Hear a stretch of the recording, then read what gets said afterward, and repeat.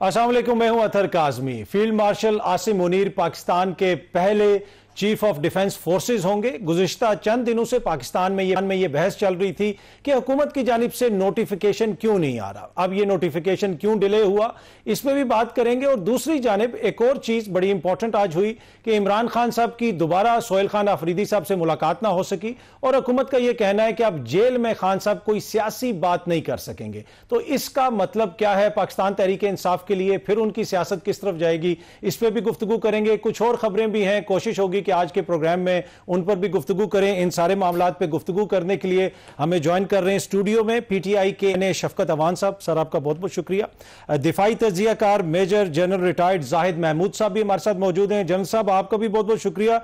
और वफाकी वजीर ममलिकत हुज़ैफा रहमान साहब ने भी हमें ज्वाइन किया है। हुज़ैफा साहब आपका भी शुक्रिया। जनरल साहब मैं जरा आपसे शुरू करना चाहूंगा, ये एक सियासी बहस तो मुल्क में चल रही थी काफी दिनों से कि नोटिफिकेशन क्यों नहीं आ रहा, क्यों डिले हो रहा है, लेकिन इसकी एक दिफाई साइड भी है। अब आसिम मुनीर साहब चीफ ऑफ डिफेंस फोर्सेस बन गए हैं, इसका पाकिस्तान के दिफा के लिए क्या मतलब है? क्योंकि हाल ही में हमने एक जंग भी लड़ी और वो जंग हम जीते भी। तो क्या ये जो रीस्ट्रक्चरिंग है ये पाकिस्तान के दिफा को मुतासिर करेगी, कैसे करेगी, आप इसको कैसे देखते हैं? जी बिस्मिल्लाहिर्रहमानिर्रहीम। अतर साहब, thank you very much for the invite and best wishes to you Express के ऊपर।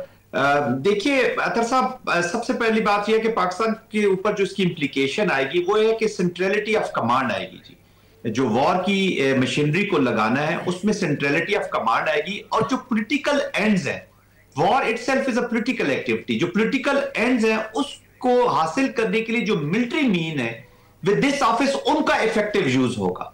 तो मेरे ख्याल में एक सिनर्जी के साथ आप आगे चलेंगे, जो वॉर मेकिंग है वो एनहांस होगी। आपकी जो कन्वेंशनल स्ट्राइक कैपेबिलिटीज हैं जब तीनों फोर्सेस की सिनर्जी के साथ लगेंगी तो वो एनहांस होंगी। और सबसे बड़ी बात यह है कि आपका जो स्ट्रेटेजिक रिस्पांस है, आपकी जो न्यूक्लियर ओवरसाइट है, उसकी बड़ी कंसोलिडेशन हो जाएगी। तो वो जो कहता है ना, इंडिया बार बार कहता है जी कि ये बोगी खेलते हैं, शरेड है न्यूक्लियर का जो हमसे बात करते हैं तो ये कर नहीं सकेंगे। तो आई थिंक अब दे आर वेरी क्लियर, और ये वो मिलिट्री लीडरशिप है जिसको वो पहलगाम के बाद देख चुका है कि वट एवर दे से दे डू इट। आपने 20 से देखा, इंडिया इतनी बड़ी मिलिट्री थी अतर साहब, इतनी बड़ी आर्मी, इतने बड़े ह्यूब्रिस अप्रोच के साथ, पॉलिटिकल ह्यूब्रिस अप्रोच के साथ उसकी एप्लीकेशन हुई। कितनी देर लगी? 40 से 45 मिनट लगे उनको एम्बेरस होने में। तो जब आप कोहेजन के साथ नहीं लड़ते हैं, पर्पस के साथ नहीं लड़ते हैं, यूनिटी ऑफ कमांड नहीं होती, तो एयर चीफ जो है वो कभी किसको नाराज हो रहा है, कब government political leadership military leadership को बुरा भला कह रही है। फर्क नुकसान क्या हुआ कि उनकी मिलिट्री लीडरशिप आज एक पॉलिटिकल स्टेटमेंट्स देना शुरू हो गई, वॉर मॉन्गरिंग, और एक नेवी ने यूज की थी, अब उस तरफ चलेंगे। तो कहने का मकसद यह है कि पाकिस्तान का एज अ कंट्री जो स्ट्रेटेजिक डिफेंसिव एक जो स्ट्रक्चर है, सिक्योरिटी जो स्ट्रक्चर है, वो बहुत मजबूत हुआ है जी। और मैंने तमाम अवामिल का जिक्र कर दिया कि जिन जिन के ऊपर इसकी इंप्लीकेशन और इफेक्ट आएगा जी। ठीक है। अच्छा सर, ये जो थोड़ा सा इसमें डिले हुआ और एक गैर जरूरी बहस भी होती रही, उसको आप कैसे देखते हैं? देखिए, ये आप एक ऑपरेशनल हेडक्वार्टर स्टैब्लिश कर रहे थे जी। I am privy to things. मैं इसलिए कह रहा हूं कि वो ये कोई there is a difference between joint staff headquarters और कमेटी जो थी, chairman joint chiefs of staff committee, वो कमेटी थी, उधर तैनाती हो गई, वो कमेटी अपना फंक्शन कर रही, उसकी इतनी ऑपरेशनल रिस्पॉन्सिबिलिटीज या इतनी कोऑर्डिनेशन कॉम्बिनेशन नहीं जरूरत होती। ये हेडक्वार्टर स्टैब्लिश हो रहा है, इससे वॉर लड़नी है जी। और वॉर की प्रिपरेशंस, अपॉइंटमेंट्स क्या होंगी, ऑपरेशनल कौन लोग होंगे, इंटेलिजेंस वाले कौन से होंगे, बैटलफील्ड डिफरेंट अपॉइंटमेंट्स, किस किस को क्या करना है, तो ये सारी चीजें हो रही होती है। तो probably this is not a big thing. Main thing क्या थी? Main thing was the constitutional amendment. जब नेशन ने थ्रू देयर पार्लियामेंट एक डिसाइड कर लिया था साहब कि ये अब नया हेडक्वार्टर होगा, considering the new dynamics of the war, जो पाकिस्तान को चैलेंजेस हैं, we are already in the war, तो वॉर के अंदर ऑलरेडी बैठे हो, तो वो कॉन्स्टिट्यूशनल अमेंडमेंट हो गई, एक नई राह मुतय्यन हो गई, सब उसके ऊपर एग्री हो गए। और तमाम पार्टिसिपेंट्स जो है, जो तीनों मिलिट्री स्ट्रेटजीज हैं या तीनों फोर्सेज हैं, दे आर हैप्पी कि जी ठीक है, पाकिस्तान की ये बेसिकली तो पाकिस्तान का मनूवर है ना, ये army, air force, navy, power, politics जरा थोड़ी सी डिफरेंट होती है, with all my respect to Awan साहब एंड हुज़ैफा साहब। Military is something different. इसमें ये चीजें नहीं होती, इसमें ये होता है कि आप डिलीवर क्या करेंगे, नेशन आपको देख रही है। जीती हुई मिलिट्री में और हारी हुई मिलिट्री में बड़ा जमीन आसमान का फर्क होता है। आप किसी फील्ड में एम्बेरस हो जाए कोई फर्क नहीं पड़ता, वॉर में embarrassment will bring embarrassment to the nation. तो दिस इज नेशनल अपॉइंटमेंट। ये किसी इंडिविजुअल के पैराए में या किसी एक फोर्स के पैराए में इसको मत देखें, इसको पाकिस्तान के ओवरऑल सिक्योरिटी आर्किटेक्चर के देखें तो ये पाकिस्तान की अपॉइंटमेंट है। ठीक है। अच्छा उज़ैफर साहब, जिस तरह अभी जनरल साहब भी फरमा रहे थे कि 27वीं आईनी तरमीम होगी और उसके बाद बिल्कुल क्लियर था कि ये सब कुछ हो जाएगा, लेकिन हमने देखा कि 27वीं आईनी तरमीम के फौरन बाद नोटिफिकेशन आ गया, आईनी अदालत बन गई, जज साहिबान की वहां पे तैनातियां हो गई, लेकिन जो CDF के ओहदे का नोटिफिकेशन था उसमें डिले हो रहा था और जिसकी वजह से फिर ये सारी बहस चली। तो ये क्यों डिले आखिर क्यों हुआ? जी काजिम साहब, बहुत शुक्रिया। जनरल साहब चूंकि इस प्रोग्राम में मौजूद हैं तो मैं उनकी मौजूदगी का फायदा उठाते हुए उन्हीं की बात को आगे बढ़ाऊंगा। लेकिन ने बड़ी प्यारी बात की, ये CDF का जो ओहदा है ये नहीं हुआ कि रातों रात इस पर बात हुई। ठीक है, पाकिस्तान और इंडिया की जो वॉर थी उसके बाद इसकी जरूरत जरा ज्यादा महसूस की गई। एक लंबे अरसे से ये डिबेट मौजूद थी विद इन मिलिट्री के ये ओहदा होना चाहिए, क्योंकि हम बहुत सारी चीजों में, बल्कि अक्सरियत में हम बरतानिया को फॉलो करते हैं, वहां पर भी ओहदा मौजूद है, वहां CDS के नाम से है। तो एक तो ये बात कि जाहिर है उस पर मजीद रोशनी डाल दी जनरल साहब ने तफसीली कि इस ओहदे की जरूरत क्यों पेश आई और क्यों ये इसको बनाया गया। आपने बड़ा वैलिड सवाल किया कि आईनी तरमीम जब हो गई तो उसके फौरन बाद इसे नोटिफाई करना चाहिए था।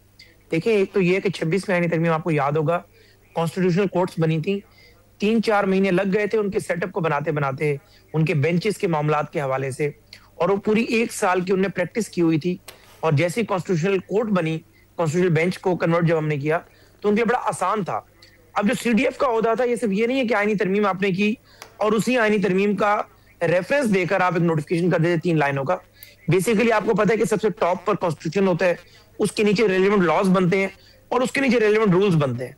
तो बेसिकली जब आप एक इदारा स्टेब्लिश कर रहे हो और आपने जाहिर है उस इदारे के लिए रूल्स बनाने हो, और वो इदारा जो है, मैं चूंकि स्क्रीन पे बैठे कुछ चीजें कौमी सलामती से मुतालिक हैं, लेकिन कुछ चीजें ऐसी हैं जिन्होंने हमारे दिफा को नाकाबिल तस्खीर बनाया था 98 में, मैं बगैर नाम लिए आगे बढ़ना चाहूंगा।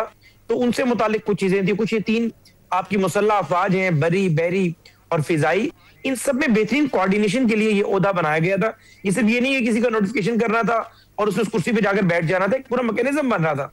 तो उसके लिए आप दोस्तों ने गलत ट्रांसलेट करना शुरू किया कि chairman joint chief of staff committee की रिटायरमेंट के बाद आपने कहा कि शायद ओहदा खाली पड़ा हुआ है।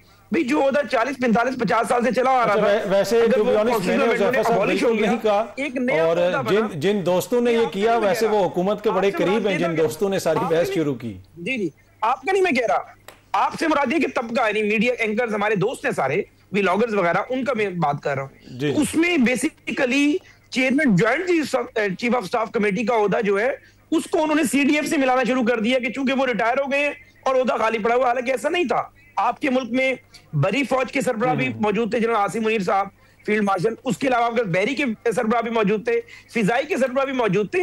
एक चौथा ओहदा जो है जो आईनी तरमीम के नतीजे में बना, उसके लिए जाहिर है उसके मुकम्मल प्रोसीजर और बाकी चीजों को बनाना जरूरी था, और जैसे ही वो बने समरी आई, वज़ीर आज़म साहब के ऑफिस ने विदाउट एनी डिले उसको प्रेसिडेंसी को भेज दिया। तो बेसिकली ये बिला वजह की स्पेकुलेशन क्रिएट की गई, और कोई सियासी इख्तिलाफ या वो जो डिफरेंसेस की खबरें थी उनमें कोई सदाकत नहीं है। सर सवाल ही पैदा नहीं होता। काजिम साहब मुझे जानते हैं, at the cost of repetition, आज नहीं आज से 5 साल बाद ये बात स्टेब्लिश हो जाए कि कोई ना कोई इसमें इफेक्ट बट भी था, ये एक नुक्ते का भी इख्तिलाफ था, तो आप मुझे जानते, मैं क्रेडिबल आदमी हूं, आपने मुझे पकड़ लेना ही नहीं। इस जहां भी और अगले जहां भी कोई ऐसी बात ही नहीं थी सिरे से, उसको बिला वजह ऐसी माहौल बना दिया गया। बेसिकली इसके पीछे रीजन क्या थी वो आपको बता देता हूँ। बेसिकली जिस तरीके से नौरीन नियाजी साहिबा ने जो इंडिया के चैनल्स को इंटरव्यूज दिए और उस पर पाकिस्तान में बड़ा रिएक्शन आया, आप जैसे बाकी जो एंकर्स हैं जिनकी हमारी राय से इख्तिलाफ वो लोग करते हैं, वो भी इसको कंडेम कर रहे थे कि वो तरीकाकार नहीं है कि मुल्क में अगर आपकी राय से इख्तिलाफ किया जा रहा हो तो आप दुश्मन मुल्क के चैनल पर जाकर गुफ्तगू शुरू कर दें। आप चेक कर लें, 5 दिन पहले उन्होंने काम किया और जैसे ही उससे हमारी तवज्जो हटानी थी, सोशल मीडिया के किंग हैं, आपको पता है सोशल मीडिया पे जरा सोशल मीडिया पे ट्रोलिंग करना ही जानते हैं और कुछ नहीं करते, तो इन्होंने सारी तवज्जो जो है पूरी कौम की एक नोटिफिकेशन की तरफ मोड़ दी जिसका कोई ताल्लुक ही नहीं था मौजूदा सूरत हाल में। सब ठीक है, ठीक है। ये शफकत अवान साहब मेरे साथ बैठे हुए, मैं इनसे पूछ रहा हूँ। शफकत साहब, ये अगेन आप लोगों पे तनकीद हो रही है कि एक तो आप बहस को मोड़ते हैं, और दूसरी अब जब आप इंडियन चैनल्स पे जाएंगे इस किस्म का बयानिया लेके आएंगे, तो फिर जब हुकूमत कहती है साहब की मुलाकात नहीं करवाएंगे, अगर मुलाकात होगी तो सियासी बात नहीं होगी, तो फिर आपको गिला शिकवा तो नहीं करना चाहिए। काजमी साहब, पहली बात तो ये है कि जिन लोगों जो साफ़ी डिस्कस कर रहे थे, वो इफ्सार आलम साहब हों, वो मुनीर फारूक साहब हों, या वो कोई दूसरे हों, मुझे नाम लेने की ज़्यादा ज़रूरत नहीं है और बताने की भी ज़रूरत नहीं है कि वो कौन लोग हैं और किन के करीब हैं। इशू था तो उन्होंने पॉइंट आउट किया, ये तो बड़ी क्लियर सी बात है। वो वही बातें करते हैं जो हुकूमत के अरबाब इख्तियार कर रहे होते हैं। देखें, इन्होंने पूरी आपके कंडक्ट का ताल्लुक है, मैं बता देता हूँ, आईनी अदालत जो है इन्होंने बनाई, एक पूरी कोर्ट बना दी, सुप्रीम कोर्ट के ऊपर एक कोर्ट, और दूसरे दिन उस कोर्ट ने अपना काम शुरू कर दिया। भाई जॉइंट चीफ ऑफ स्टाफ होते थे, उनकी जगह एक CDF आ गए, तो उसमें क्या इन्होंने इतना बड़ा कोई मैकेनिज़्म बनाना था, कोई पूरा सेक्रेटरिएट बनाना था? ऐसी बात नहीं है। इनके अंदर जो भी डिफरेंसेस थे उसका बहुत अच्छा बुरा हुआ है। देखें, पाकिस्तान आर्मी हमारी भी तो है ना, ये तो नहीं है कि सिर्फ इनकी है, हम किसी शख्स की बात नहीं कर रहे, लेकिन बहरहाल एक बैड नेम गया है कि जी डिफरेंसेस हैं, और पाकिस्तान की जो आर्मी है उसका कोई जॉइंट चीफ नहीं था बड़े दिनों तक, 6 दिन 7 दिन तक, ये कहीं पे भी नहीं हुआ। मेरे भाई उज़ैफ़ा कह रहे थे कि CDF बरतानिया में हुआ था, वो कई दिन तक अपॉइंट नहीं हुआ था, तो मैंने उनकी बात के बाद वाकई सर्च किया और मुझे कोई ऐसा क्लू नहीं मिला कि ये CDF का ओहदा किसी भी मुल्क में 1 घंटे के लिए भी खाली रहा हो। और यहाँ पे 6 दिन के लिए इन्होंने खाली रखा, ये 7 दिन के लिए खाली रखा। अच्छा, नहीं, पर ये जो आपके हवाले से गिला शिकवा है कि आप लोग जिस तरह का सियासी बयानिया बनाते हैं, खान साहब जिस तरह की बातें करते हैं, तो फिर हुकूमत कहती है कि भाई इनसे मुलाकात नहीं होगी, अगर मुलाकात होगी तो सियासी बात नहीं होगी। तो मैं बड़े प्रोग्राम में वो बात कर चुका हूँ, फिर रिपीट हो जाती है कि खान साहब को मिलने जाएगा, ही इज़ ए पॉलिटिशियन, तो वो सियासत की बात करेंगे, वो मौसम का हाल तो नहीं बताएंगे, वो ये तो नहीं बताएंगे कि मंडी में कद्दू और भिंडी का रेट क्या है। जब नवाज शरीफ जेल में थे, मैं लिस्ट है मेरे पास, कहें तो मैं वो सामने कर देता हूँ, ऐसी भी मुलाकातें हुई हैं जिसमें 30 लोग एक वक्त में नवाज शरीफ साहब से मिले हैं 2019 में। उसमें सहाफ़ी भी थे, उसमें पॉलिटिशियंस भी थे, उसमें उनके रफ़क़ाकार भी थे, और वो वहाँ पे पॉलिटिक्स ही डिस्कस करते रहे हैं। सियासतदान जब जेल में होगा, वो एक्स प्राइम मिनिस्टर होगा किसी मुल्क का, तो वो जब उससे कोई मिलने जाएगा तो वो कोई पॉलिसी बयान देगा, कोई पॉलिटिक्स की बात करेगा, उसने कोई दीगर बातें तो नहीं करनी। जब भुट्टो साहब थे तो उन्होंने इफ़ आई असैसिनेटेड, उन्होंने किताब लिख दी पूरी, बल्कि 2 किताबें लिखी उन्होंने जेल में होते हुए। तो जो भी सियासतदान जेल में होता है, उससे जो लोग मिलने जाते हैं वो सियासी बातें करते हैं। आप देखें इनका कंडक्ट देखें। तो ये फिर क्यों पाबंदी? आपकी नज़र में इस पाबंदी का मकसद क्या है जो ये नहीं मिलना? हाँ, इसका मकसद ये है कि इनके साथ प्रॉब्लम क्या है काज़मी साहब, 90% लोग इस मुल्क के इमरान खान साहब के साथ जुड़े हुए हैं, ऐसे जुड़े हुए हैं बिल्कुल, ये उसको जुदा नहीं कर पा रहे। इनका ये खाम ख्याल है कि खान साहब का बाहर बयानिया नहीं आएगा, खान साहब होंगे नहीं तो हम को डिटैच कर लेंगे लोगों को और शायद वो लोग उनसे दूर हो जाएं। ये बिल्कुल भी ऐसा मुमकिन नहीं है। एक और बात मैं कहना चाहता हूँ, जिस तरह ये KP के CM के साथ कर रहे हैं, ये बहुत ख़तरनाक है। आप सूबाइयत को हवा दे रहे हैं। एक सूबे का वज़ीर आला 9वीं दफ़ा आज वापस चला गया और एक कैदी से आपने मुलाकात नहीं करने दी, जो कि उसका हक है आईनी और कानूनी। कोर्ट्स के आर्डर भी मौजूद हैं, वैसे भी करवानी चाहिए, जेल रूल्स के मुताबिक भी बनती है, और आज 9वीं दफ़ा वापस चला गया। ये वज़ीर आला पंजाब की वहाँ से 9वीं दफ़ा वापस आती तो वो जो शोर मचा हुआ होता मुल्क पूरे में कि KP में जाती ना पंजाब की वज़ीर आला या कोई वज़ीर आला ये होती या कोई भी होता और वहाँ से ऐसे वापस आ जाता, तो फिर आप शोर देखते। ये तो देखिए उनकी मेहरबानी है, उस सूबे के लोगों की मेहरबानी है कि वो अभी तक चुप बैठे हैं और सारे लोग चुप बैठे हैं। चले मैं एक छोटी सी ब्रेक ले लूं, उज़ैफ़ा साहब से इस हवाले से पूछते हैं एक ब्रेक के बाद।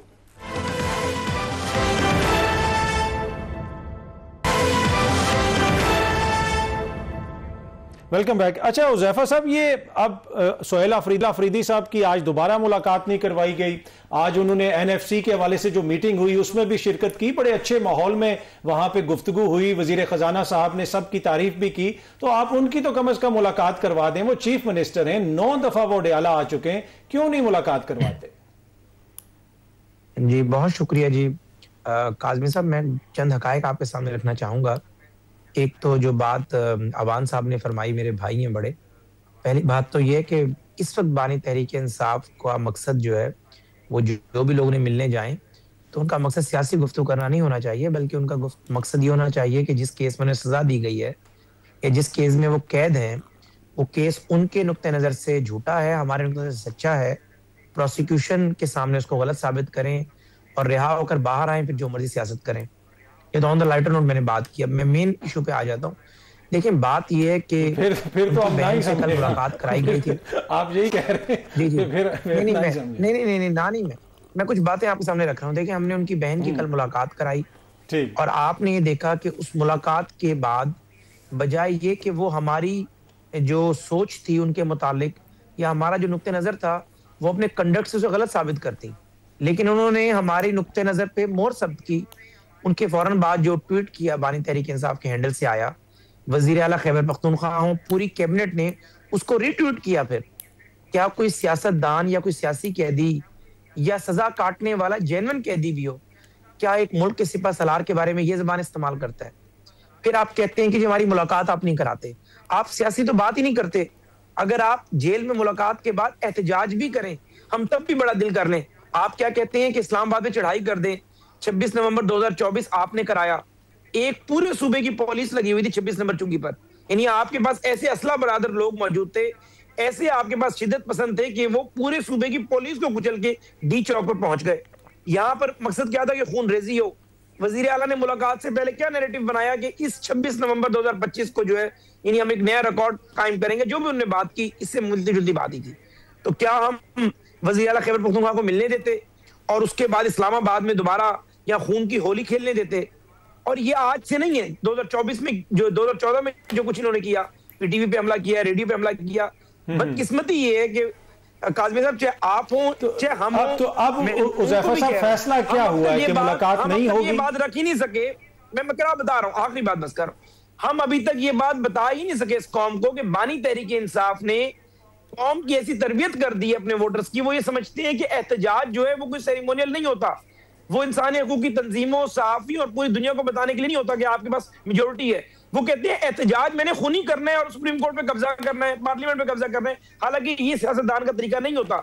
सियासतदान के पास कोई अस्करी विंग नहीं होता। सियासतदान तो बेचारा निहत्ता होता है, हुकूमतें उस पर पथराव करती हैं, शेलिंग करती हैं, निहत्ता होता है, वो घर जाकर बैठ जाते हैं। सियासतदान ये काम नहीं करता कि उसकी बहनें 1 महीने की स्ट्रगल के बाद उसे मिलने आए और वो इतना लंबा चौड़ा खतरनाक ट्वीट कर दे कि बकायदा वो सिपा सलार जिसने इज्जत कमाई है पूरी दुनिया में, उसकी वजह से हमारे पासपोर्ट की इज्जत बनना शुरू हुई है, पूरी दुनिया हमें रजिस्टर कर रही है कि वाकई ये कौम है, ये कोई हजूम या हिजान नहीं है।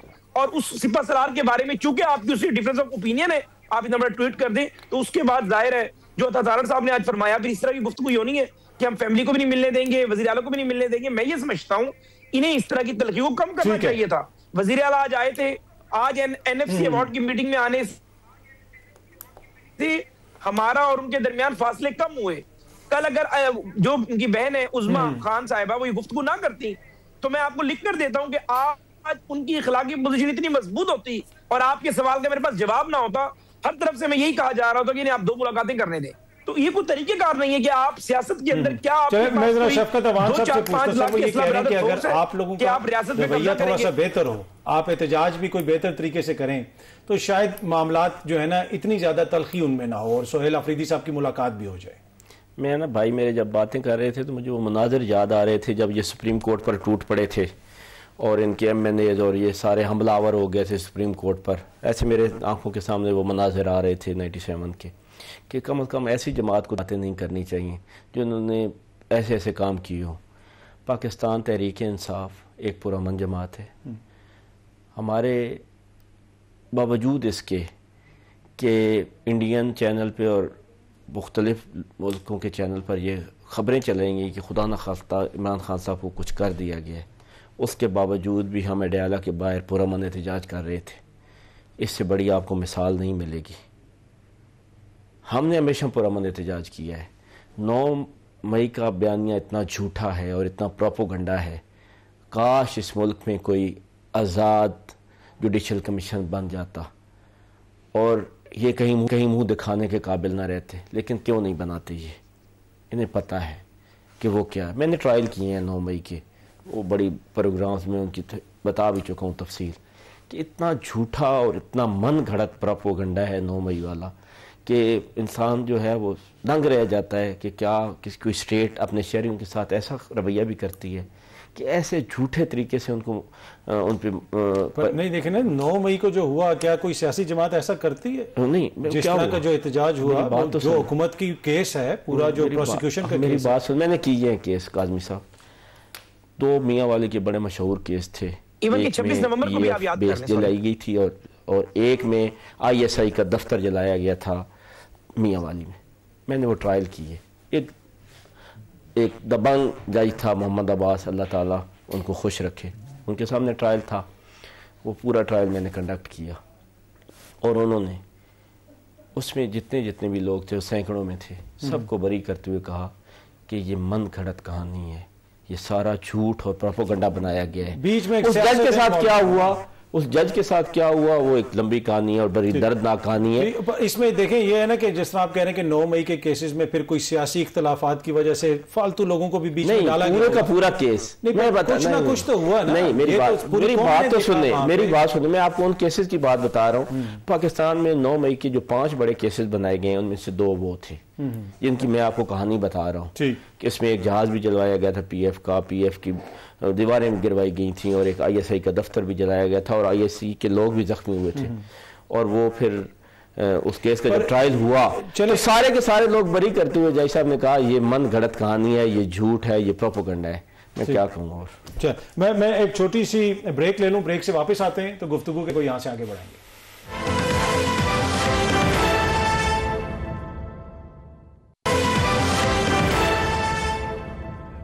वेलकम बैक जी। अच्छा जनरल साहब, ये खैबर पख्तूनख्वा के वज़ीर आला को मिलने तो नहीं दिया जा रहा, लेकिन खैबर पख्तूनख्वा में एक और भी बहुत बड़ा मसला है।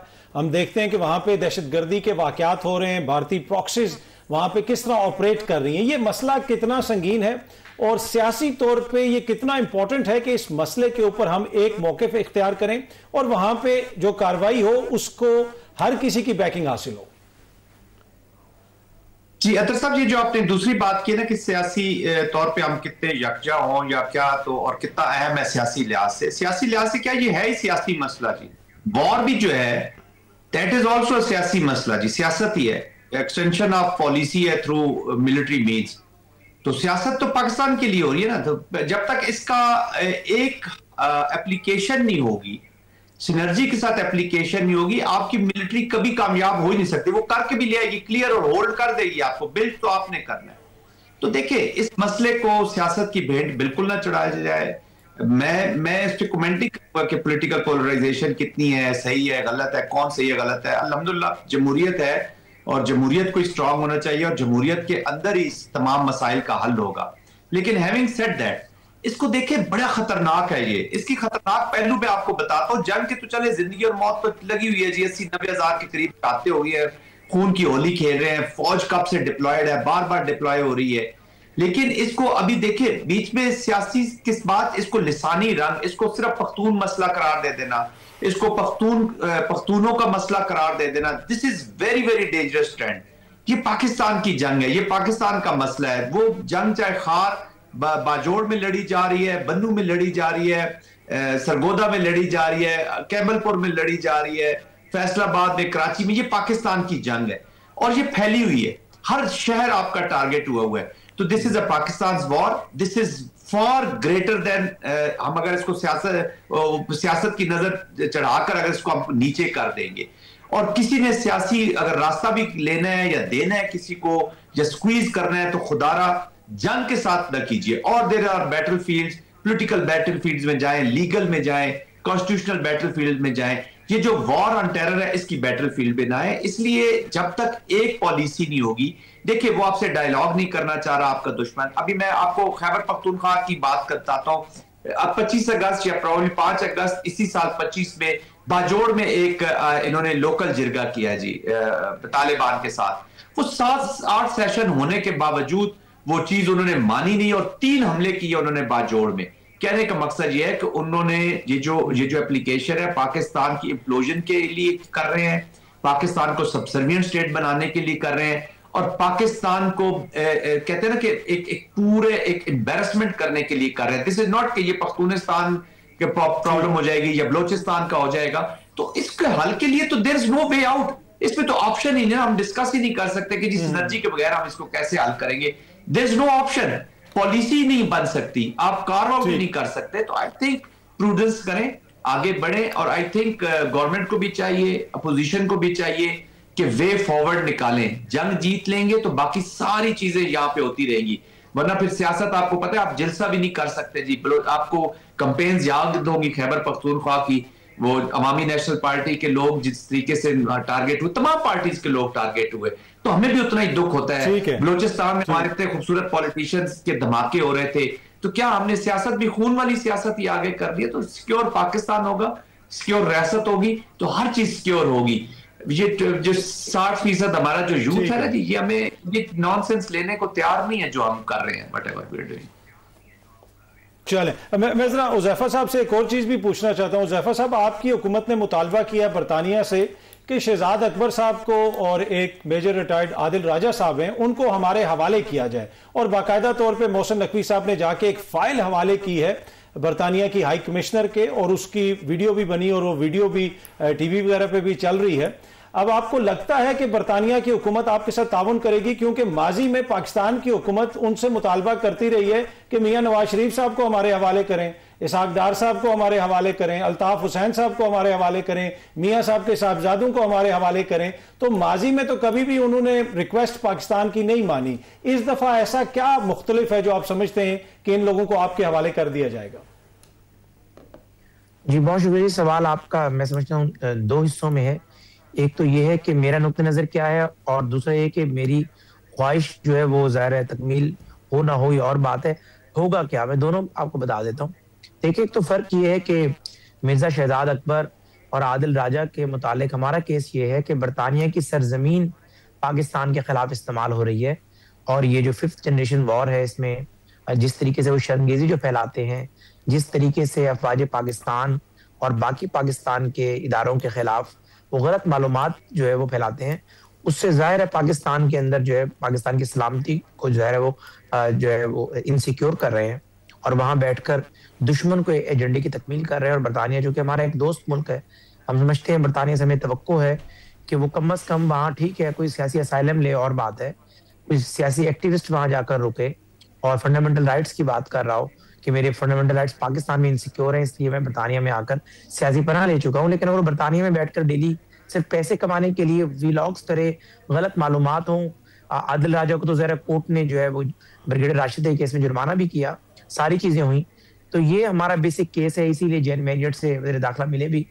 लेकिन अगर आप मुझसे कहेंगे उज़ैफा साहब, ये इल्जाम तो अल्ताफ हुसैन साहब पे भी था कि वो वहां से इस किस्म की तकारीर करते हैं जिससे इश्तियाल फैलता है, मुकदमात भी दर्ज हुए, इसी किस्म के इल्जामात तो उन पर भी थे। जी जी, मैं वही काज़मी साहब, मैं वो कह रहा हूँ कि अब ये तो मैंने अपना नुक्ता नजर आपके सामने रख दिया। अब होगा क्या, जो बरतानिया का एक साबिक जो उनका हमारे पास एक ट्रैक रिकॉर्ड है साहब का, उससे तो ये लगता है कि वहाँ फंडामेंटल राइट्स की बहुत आज़ादी हासिल है, और जाहिर है इस तरह के केसेस मुख्तलिफ हुकूमतें भेजती हैं, लेकिन बरतानिया से इस ग्राउंड पर किसी को पाकिस्तान लाना इंतहाई मुश्किल और इंतहाई एक दिक्कत आमेज मरहला होगा। लेकिन ज़ाहिर है हम एक एफर्ट जरूर कर रहे हैं। लेकिन जो कि आपने मुझसे इंडिपेंडेंट राय पूछी और बरतानिया के ट्रैक रिकॉर्ड को भी सामने रखा, अल्ताफ हुसैन साहब की भी आपने एग्जाम्पल दी, बिल्कुल बरतानिया को माजी में भी रिक्वेस्ट की गई थी, लेकिन चूंकि बरतानिया ये कहता है कि हम फंडामेंटल राइट्स की पूरी दुनिया में चैंपियन है और ज्यादा इजहार पे हम कंप्रोमाइज नहीं करते, और सिर्फ इस वजह से कि कोई शख्स यहाँ बैठकर आपकी हुकूमत को क्रिटिसाइज कर रहा है, हम उसको जो है इस ग्राउंड पे आपके हवाले कर दें। तो बरतानिया ने माजी में इस तरह की दरखास्तों को रिजेक्ट किया, इस दफा हमने एफर्ट की है, हमारा केस हम समझते हैं मजबूत है। लेकिन अगर आप मुझसे पूछिए होगा क्या, तो मुझे काफी मुश्किल नजर आता है जी। ठीक। अच्छा, अगेन आपकी पार्टी पे फिर ये क्रिटिसिज्म होता है कि आपकी जमात के लोग हो जाएं, वो बाहर बैठ के जिस किस्म का बयानिया बनाते हैं, तो ये तनकीद तो काफी हद तक जायज है आप लोगों पे। आदिल राजा कौन है? आपकी जमात से उनका ताल्लुक है? क्या है हमारी जमात? मैं पूछ रहा हूँ आपसे, ये तो शहजाद अकबर साहब का आपकी जमात से? शहजाद अकबर साहब तो पाकिस्तान तहरीक इंसाफ में रहे हैं, चले वो तो बात किसी हद तक दुरुस्त है, लेकिन शहजाद दूसरे आदिल राजा साहब जो हैं आर्मी के कोई रिटायर्ड ऑफिसर हैं, जहाँ तक मुझे पता है उनके बारे में। इससे ज़्यादा तो पाकिस्तान तहरीक इंसाफ का तो ना कोई उनसे तल्लक है ना कोई वास्ता है। लेकिन मुझे ये हरकत बड़ी अजीब लगी है नकवी साहब की कि आपको पता है कि हमारा एक्सट्रेडिशन का मुआहदा ही नहीं है एक मुल्क से, आप फिर उसके हाई कमीशन को जाके एक एप्लीकेशन या एक फाइल दे रहे हैं और फिर वीडियो बनवा रहे हैं, तो आप क्या बताना चाह रहे हैं? देखिए, आप पहले तो उनके साथ मुआहदा करें और वहाँ फिर बंदे एक्सचेंज करें उनके साथ। नहीं करना तो ये कम से कम मीडिया पे आके इस तरह की हरकतें करना बड़े अजीब सा लगता है, और हुकूमती लोगों को तो और ही अजीब लगता है। तो मैं इतना कहूँगा कि लाएँ अगर कोई बंदा इनको रिक्वायर्ड है और किसी मुल्क का कानून इजाज़त देता है तो बेशक लें, हमें तो उससे कोई ममानत नहीं है। ठीक है। अच्छा, लेकिन ऐसी हरकतें तो ना करें। ठीक है, अगर आपकी मुलाकात नहीं होती तो फिर क्या आपका प्लान? देखें, हमारे पास क्या वे फॉरवर्ड है, एक ही है कि हम अपनी कॉन्स्टिट्यूशनल हदूद में रहते हुए एहतजाज करें, और ये कोई भूल जाए कि एहतजाज नहीं होगा। एहतजाज होगा, मुज़ाहमत होगी और मुज़ाहमत जारी रहेगी।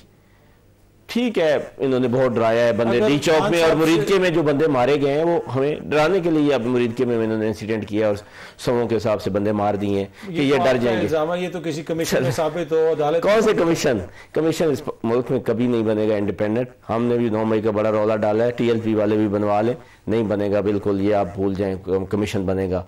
बंदे मरे हैं, डी चौक में भी मरे हैं और मुरीदके भी मरे हैं, इससे तो कोई डिनायल नहीं है। बिल्कुल तादाद पे अलबत्ता बात हो सकती है कि वो कितने थे। डराने के लिए तो बिल्कुल नहीं डरेंगे, मुज़ाहमत जारी रहेगी। हम अपना आईनी और कानूनी हक जो कि एहतजाज की राब्ता बिल्कुल खत्म हो जाता है, फिर कौन आपको इंस्ट्रक्शन देगा? फिर पार्टी चलेगी? वो उन्होंने सलमान अकरम राजा साहब को कहा है कि वो इंस्ट्रक्शन जारी करेंगे। ठीक है जी, और पार्टी के मुंतखब कर दिए उन्होंने लीडर ऑफ अपोजिशन, सेनेट में भी, कौमी असम्बली में। राजा साहब को उन्होंने कल की मुलाकात में कहा है कि आंदा वो इंस्ट्रक्शन जारी करेंगे, उनसे अगर मुलाकात नहीं होगी तो वो करेंगे। चेयरमैन साहब भी हैं, मिस्टर बॉस साहब हैं। पार्टी चलेगी, एहतजाज होगा, मुज़ाहमत होगी, और देखें फिर हुकूमत जो है इनका जो रवैया है जमहूरियत, तो ये वैसे ही भूल चुके हैं क्योंकि उन्होंने सिस्टम ही अपना हाइब्रिड बाकायदा तौर पे कर दी है, हाइब्रिड प्लस है अब तो। चले एक छोटी सी ब्रेक लेते हैं जी, ब्रेक से वापस आएंगे तो यहीं से पूरे सिलसिले को आगे बढ़ाएंगे।